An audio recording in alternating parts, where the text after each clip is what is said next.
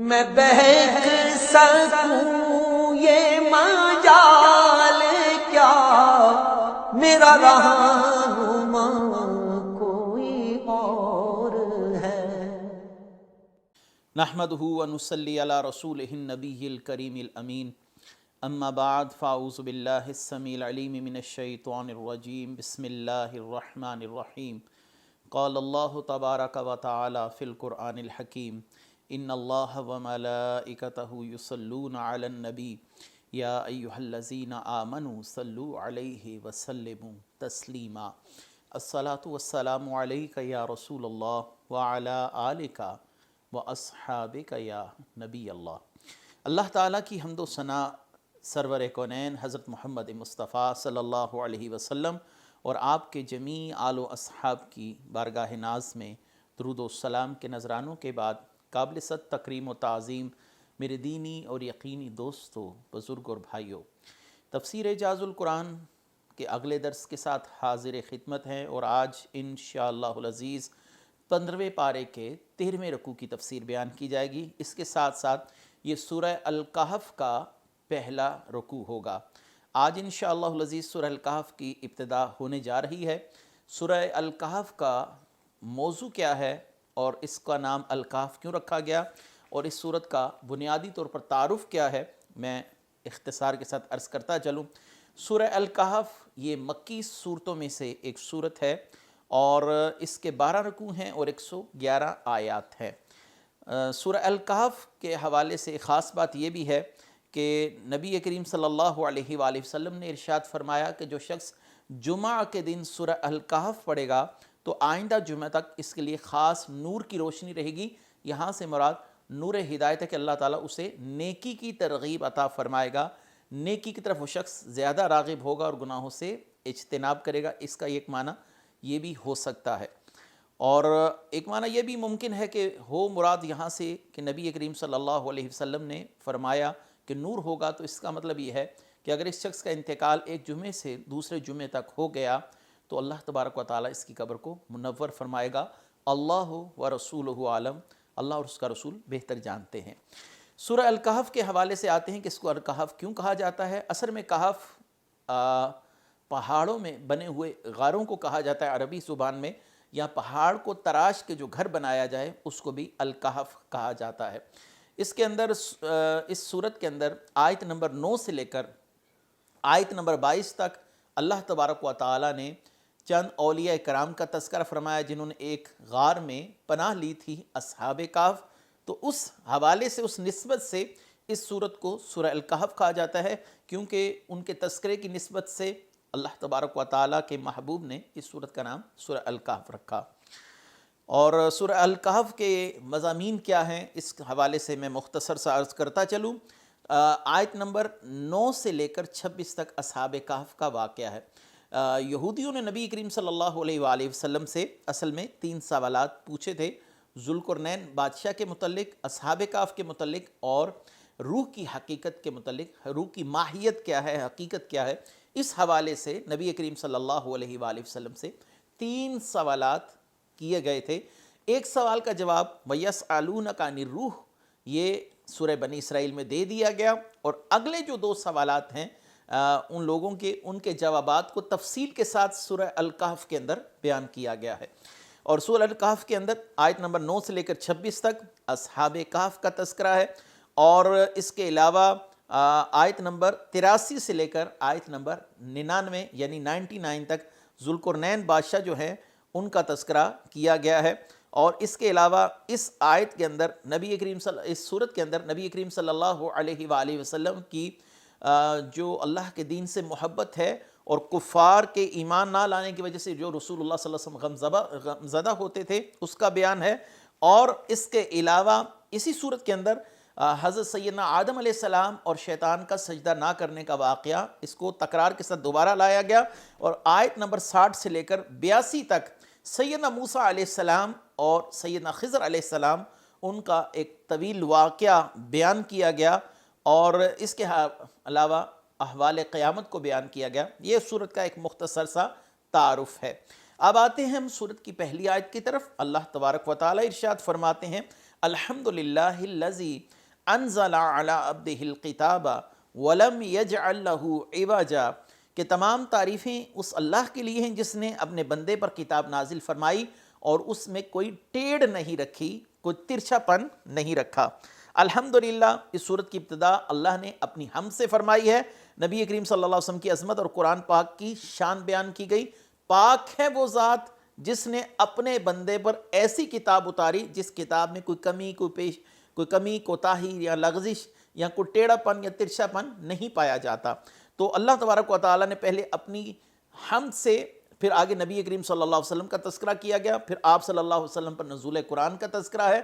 تو یہاں پر ایک میں بات بتا دوں جو بڑی محبت والی بات ہے، کہ جب رسول اللہ صلی اللہ علیہ وآلہ وسلم نے اللہ تبارک و تعالیٰ کی عظمت اور وحدانیت کا بیان کیا تو قل سے ہوا، قل آپ کہہ دیجئے هو اللہ احد، وہ ایک ہے۔ اب یہاں پر رسول اللہ صلی اللہ علیہ وسلم کی عظمت کا بیان ہے کہ آپ صاحب قرآن ہیں، تو اللہ نے پہلے اپنا تذکرہ کیا، الحمدللہ الذی انزل علی عبدہ الکتاب ولم یجعل لہ عوجا۔ تو اللہ تبارک و تعالیٰ نے یہاں پر پہلے اپنا تذکرہ کیا، یعنی اپنی ذات کو بطور دلیل بنایا، اور پھر آگے محبوب صلی اللہ علیہ وسلم کی شان کو بیان کیا۔ میرے محبوب کو یہ شان کس نے عطا فرمائی؟ میں نے عطا فرمائی۔ اور جب اپنی وحدانیت کا تذکرہ فرمایا تو دلیل اپنے محبوب کو بنایا، محبوب آپ کہہ دیجئے، آپ کی صداقت مسلمہ ہے، آپ کو یہ جھٹلا نہیں سکتے، آپ کو صادق اور امین کہتے ہیں، آپ کہیے کہ اللہ ایک ہے۔ تو کیا خوبصورت یہاں پر اللہ تبارک و تعالیٰ کا اپنے محبوب کے ساتھ تعلق ہے، کیا ہی محبت والا معاملہ ہے کہ اپنی شان بیان کرنے سے پہلے محبوب صلی اللہ علیہ وسلم کو پہلے ذکر کیا گیا، کل آپ کہہ دیجئے، آپ کہیے، اور یہاں پر اپنی شان کو پہلے بیان کیا گیا، اور پھر آگے محبوب صلی اللہ علیہ وسلم پر جو اللہ نے انعام کیا اس کا تذکرہ کیا گیا۔ تو بہرحال اللہ تبارک و تعالیٰ نے فرمایا کہ اللہ نے آپ پر وہ کتاب اتاری جس میں کوئی ٹیڑھ نہیں، کوئی لفظی خرابی نہیں، نہ کوئی معنوی خرابی ہے، نہ ہی اس کی آیتوں میں تضاد ہے، نہ تعارض ہے۔ کوئی شخص قرآن کی دو آیات کے درمیان تعارض ثابت نہیں کر سکتا۔ اللہ تعالیٰ نے قرآن میں فرمایا لو کان من عند غیر اللہ، اگر قرآن کسی غیر اللہ کی طرف سے ہوتا، اللہ کا کلام نہ ہوتا، تو آپ اس میں اختلاف کثیر پاتے، لیکن قرآن میں اختلاف ہے ہی نہیں۔ اگر کسی کو دو آیات کا آپس میں اختلاف نظر آتا ہے تو وہ اس کی سمجھ کا قصور ہے، یہ تعارض صوری ہو سکتا ہے، حقیقی نہیں، اس کو سمجھنے میں کوئی لغزش واقع ہو رہی ہے، سمجھنے میں اس کی کوتاہی ہے۔ تو بہرحال اگلی آیت ہے قیما لینذر بأسا شدیدا من لدنہ ویبشر المؤمنین الذین یعملون الصالحات ان لهم اجرا حسنا ماقصین فیہ ابدا وینذر الذین قالوا اتخذ اللہ ولدا۔ لوگوں کی مصلحتوں کو قائم رکھنے والی نہایت معتدل کتاب، تاکہ اللہ کی طرف سے سخت عذاب سے ڈرائیں اور اچھے اعمال کرنے والے مومنوں کو خوشخبری دیں کہ ان کے لیے اچھا ثواب ہے، جس میں ہمیشہ رہیں گے، اور ان لوگوں کو ڈرائیں جو کہتے ہیں اللہ نے اپنا کوئی بچہ بنایا، اللہ نے اپنی کوئی اولاد ٹھہرائی۔ قیمہ لوگوں کی مصلحتوں کو قائم رکھنے والی نہایت معتدل کتاب۔ اس آیت اور اس کے بعد والی دو آیات کا خلاصہ یہ ہے کہ قرآن مجید میں اللہ تعالیٰ نے انسان سے متعلق دینی بھی اور دنیاوی بھی مصلحتوں کو قائم رکھا ہے۔ خوبصورت انداز ہے، قرآن منشور حیات ہے، آخرت کی کامیابی کی دلیل ہے، ضمانت ہے، دنیا میں کامیابی سے زندگی گزارنے کا بہترین راستہ ہے۔ اور اللہ تعالیٰ نے اس کو معتدل کتاب فرمایا کہ میرے محبوب اس کتاب کے ذریعے اللہ کی طرف سے کافروں کو سخت عذاب سے ڈرائیں، اور اللہ کی رضا کے لیے اچھے اعمال کرنے والے مومنوں کو خوشخبری دیں کہ تمہارے لیے اللہ تعالیٰ نے کیسے کیسے انعامات تیار کر رکھے ہیں، اور ان کے لیے اچھا ثواب یعنی جنت اور اس کی نعمتیں ہیں جس میں وہ ہمیشہ رہیں گے۔ قرآن کریم کو اس لیے نازل کیا گیا تاکہ وہ اس کے ذریعے آپ صلی اللہ علیہ وسلم یہود و نصارہ ہوں، اہل کفر ہوں، آپ ان کو ڈرا سکیں۔ اور اللہ تبارک و تعالیٰ نے کوئی اپنی اولاد نہیں بنائی، کہ جیسے یہودیوں کا نظریہ ہے کہ حضرت عزیر علیہ السلام اللہ کے بیٹے ہیں، عیسائیوں کا نظریہ ہے کہ حضرت عیسیٰ علیہ السلام اللہ کے بیٹے ہیں، مشرقین کا نظریہ ہے کہ فرشتوں کو اللہ نے اپنی بیٹیاں ٹھہرایا۔ تو اللہ تبارک و تعالیٰ نے فرمایا قالوا اتخذ اللہ ولدا وینذر الذین قالوا اتخذ اللہ ولدا، اور آپ ان کو ڈرائیں، شرک کی تردید کیجئے۔ گویا اللہ تعالیٰ کی وحدانیت کی دلیل ہے یہ آیت کہ آپ محبوب فرما دیجئے کہ اللہ وحدہ لا شریک ہے، اس کی کوئی اولاد نہیں، اور کوئی اس کا بیٹا نہیں، نہ ہی اس کی کوئی بیٹی ہے۔ آگے ارشاد فرمایا ما لهم به من علم ولا لآبائهم کبرت کلمۃ تخرج من افواہہم ان یقولون الا کاذبا۔ اس بارے میں نہ تو وہ کچھ علم رکھتے ہیں، نہ ان کے باپ دادا کتنا بڑا بول رہے ہیں، جو ان کے منہ سے نکلتا ہے وہ بالکل جھوٹ کہہ رہے ہیں۔ ارشاد میں اللہ نے اپنا کوئی بچہ بنایا، یہ جو مشرکین کا قول نقل کیا گیا، اس بارے میں نہ وہ کچھ خاص علم رکھتے ہیں، نہ ہی ان کے پاس کوئی دلیل ہے۔ اچھا دلیل کیا ہے؟ ہم نے اپنے باپ داداؤں کو یہ کہتے دیکھا، ہم نے اپنے باپ داداؤں کو یہ کرتے سنا، کرتے دیکھا، کہتے سنا، بس وہ یہ کام کر رہے تھے۔ وہی جہالت، وہی اندھی تقلید کہ جس کے لیے کوئی دلیل نہیں ہے، بس فقط ان سے اگر پوچھا جائے کہ تم یہ بات کیوں کرتے ہو، تم ان بتوں کو اللہ کی بیٹیاں کیوں ٹھہراتے ہو، ان کے پاس ماں سوائے اس کی کوئی دلیل نہیں کہ یہ ہمارے باپ دادا کرتے آ رہے ہیں۔ اب یہ کوئی شرعی دلیل تو نہیں، باپ دادا کا ممکن ہے کہ راستہ غلط ہو، اور باپ دادا کے پاس کوئی دلیل شرعی بھی نہیں ہے۔ دلیل شرعی کیا کہ اللہ کا حکم ہو، کسی نبی کا حکم ہو کہ تم یہ کام کرو، ایسا کچھ نہیں ہے۔ انہوں نے اپنی طرف سے کچھ مجسمے بنا کر انہیں حضرت ابراہیم، حضرت اسماعیل، جبریل اور دیگر ارواح پاکاں کے ساتھ منسلک، اپنے خیال کے مطابق، اپنے ذوق کے مطابق ان کو ان کے ساتھ متعلق کر رکھا تھا۔ اور جب نبی کریم صلی اللہ علیہ وآلہ وسلم نے مکہ فتح کیا تو آپ نے دیواروں پر تصاویر دیکھیں۔ ایک تصویر سیدنا اسماعیل علیہ السلام کی بنائی گئی تھی، اپنے خیال کے مطابق یہ اسماعیل علیہ السلام ہے، اور ایک تصویر جناب سیدنا ابراہیم علیہ السلام خلیل اللہ کی بنائی گئی تھی۔ تو نبی کریم صلی اللہ علیہ وآلہ وسلم نے اس بات کو سخت ناپسند فرمایا کہ ان لوگوں نے اپنے تائیں، اپنے گمان کے مطابق ان تصاویر کو اللہ کے محبوبوں کے نام دے رکھے ہیں۔ قرآن نے کہا ان ہی الا اسماء سمیتموها انتم وآباؤکم، یہ صرف نام ہیں جو تم نے رکھے ہوئے ہیں ان شخصیات کے، ان کا حقیقت سے کوئی تعلق نہیں، تم نے صرف اور صرف ان کے نام ان چیزوں کے لیے مختص کر رکھے ہیں۔ یہ ابراہیم علیہ السلام کا مجسمہ یا تصویر ہے، یہ اسماعیل علیہ السلام کا مجسمہ یا تصویر ہے۔ آج بھی آپ یورپین ممالک کے اندر جہاں پر عیسائیت ہے، حضرت عیسیٰ علیہ السلام کا مجسمہ دیکھ سکتے ہیں، جس کو نصب کیا جاتا ہے اپنی عبادت گاہوں کے اندر، اور وہ اس کو حضرت عیسیٰ علیہ السلام کے مجسمے سے تعبیر کرتے ہیں۔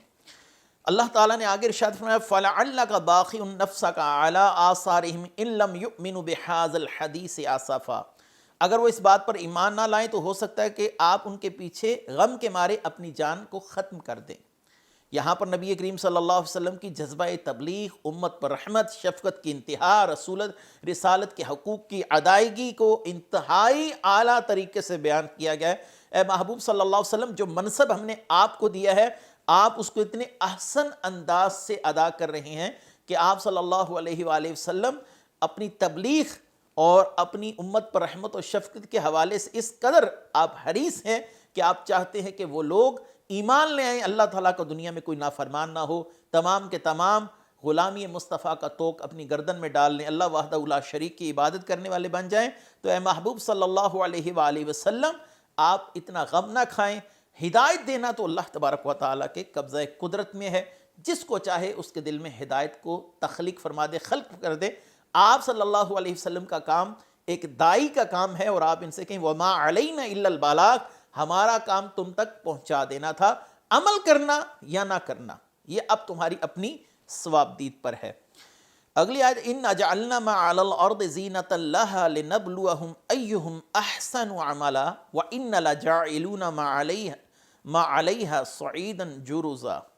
اور بے شک ہم نے زمین پر موجود چیزوں کو زمین کے لیے زینت بنایا تاکہ ہم انہیں آزمائیں کہ ان میں عمل کے اعتبار سے کون اچھا ہے، اور بے شک جو کچھ زمین پر ہے ہم اسے خشک میدان بنا دیں گے۔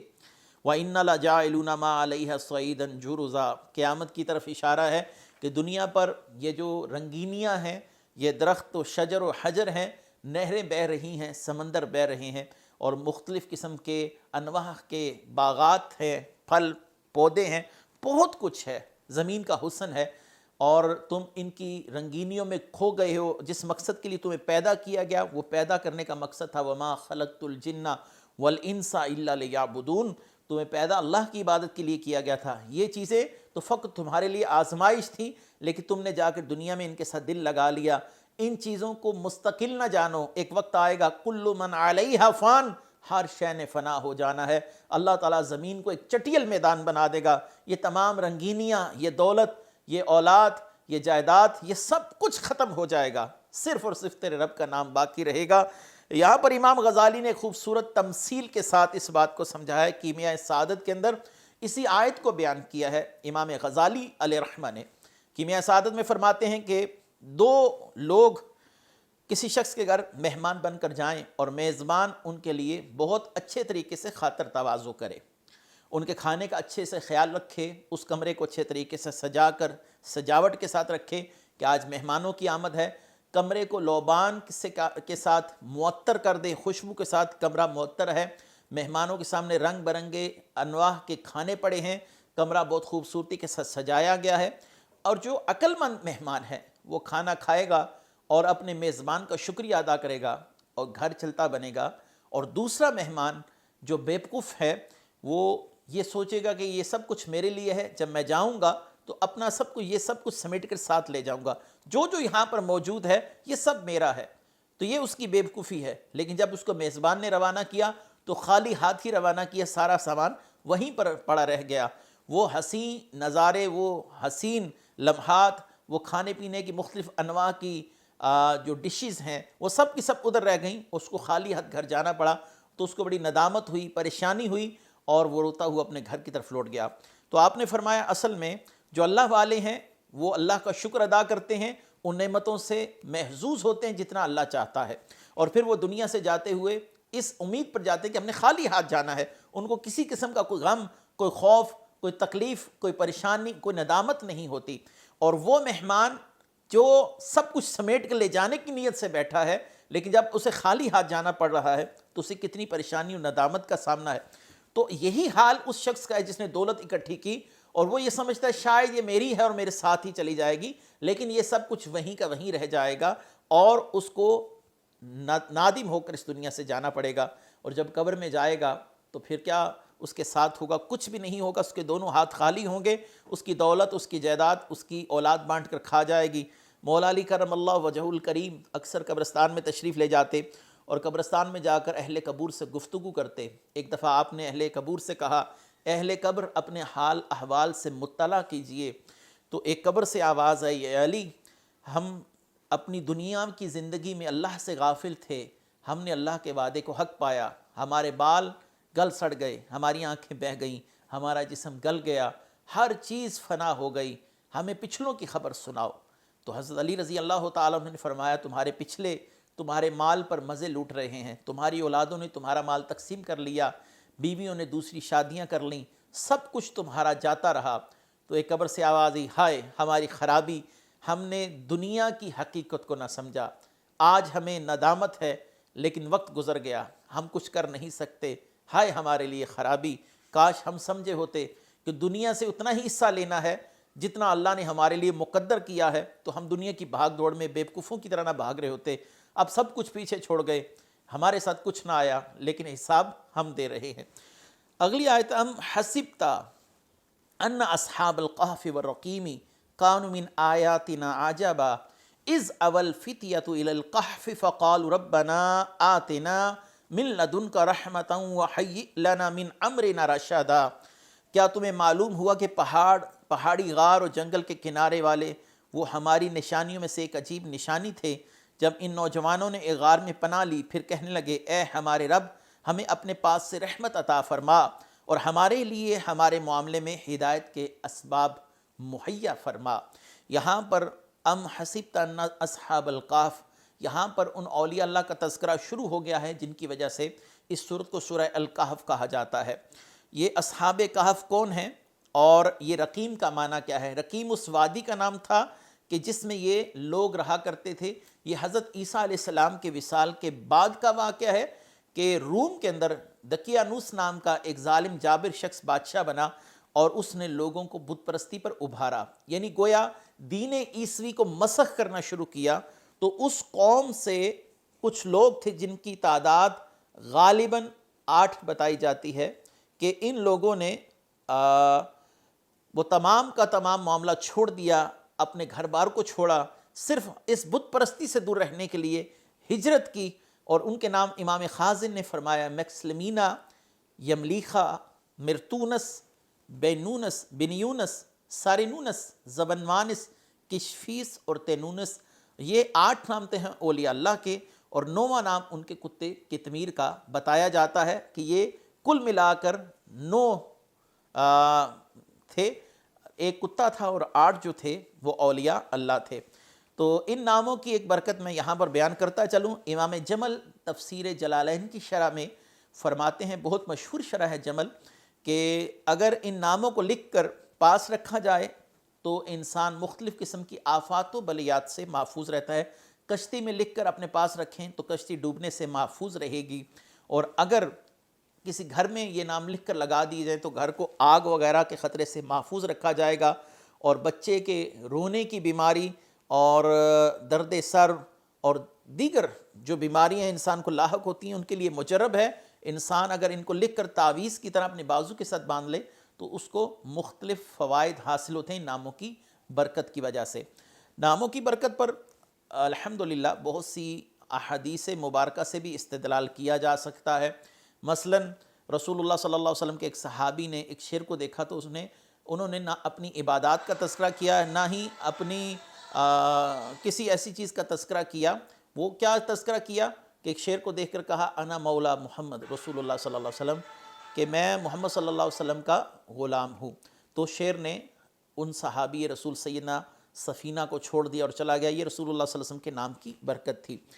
بہرحال حضرت عیسیٰ علیہ السلام کے آسمانوں پر تشریف لے جانے کے بعد ایک ظالم وقت بادشاہ دقیانوس کا بیان کیا جاتا ہے کہ اس نے یہاں پر افسوس شہر جو ہے اس میں لوگوں کو خصوصی طور پر احکام یہ دیے کہ وہ بت پرستی کریں، اور حضرت عیسیٰ علیہ السلام کی تعلیمات کو مسخ ہوتا دیکھ کر یہ جو لوگ تھے یہ وہاں سے رات کو اپنی جان بچا کر نکل گئے، کیونکہ جو لوگ اس کی بات نہیں مانتے تھے وہ ان کو قتل کروا دیتا تھا۔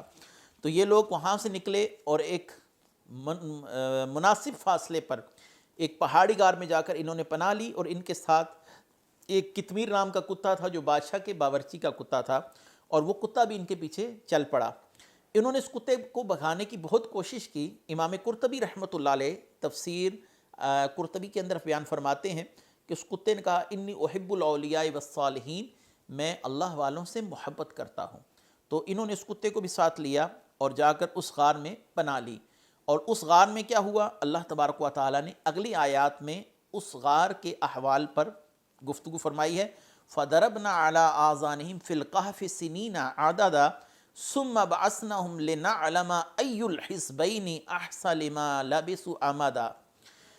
تو ہم نے اس غار میں ان کے کانوں پر گنتی کے کئی سال پردہ لگا رکھا، پھر ہم نے انہیں جگایا تاکہ دیکھیں کہ 2 گروہوں میں سے کون ان کے ٹھہرنے کی مدت زیادہ درست بتاتا ہے۔ ایک تو یہ ہے کہ 309 سال تک یہ سوئے رہے اس غار کے اندر، اور 309 سال تک اللہ تعالیٰ کی قدرت یہ رہی کہ اس غار کی طرف کوئی شخص راغب نہیں ہوا، کوئی اس طرف آیا ہی نہیں۔ پھر اللہ تعالیٰ نے ان کو 309 سال کے بعد جگایا، تو ایک شخص ان میں سکہ لے کر شہر کی طرف گیا کچھ کھانے پینے کا سامان لینے کے لیے۔ جب وہاں پر پہنچا تو 309 سال گزرنے کے بعد شہر اور تمام لوگوں کے احوال یکسر تبدیل ہو چکے تھے۔ وہ بہت پریشان ہوا، اور آخر کار جب گفتگو ہوئی تو معلوم ہوا کہ یہ وہی لوگ ہیں جو 309 سال تک اس غار میں سوئے رہے۔ تفصیلی واقعہ انشاءاللہ العزیز اگلی آیات میں آ رہا ہے۔ انشاءاللہ العزیز باقی تفصیلات اگلے رکوع میں بیان کریں گے۔ وآخر دعوانا ان الحمد للہ رب العالمین۔ میں بہک سکوں یہ مجال کیا میرا رہنما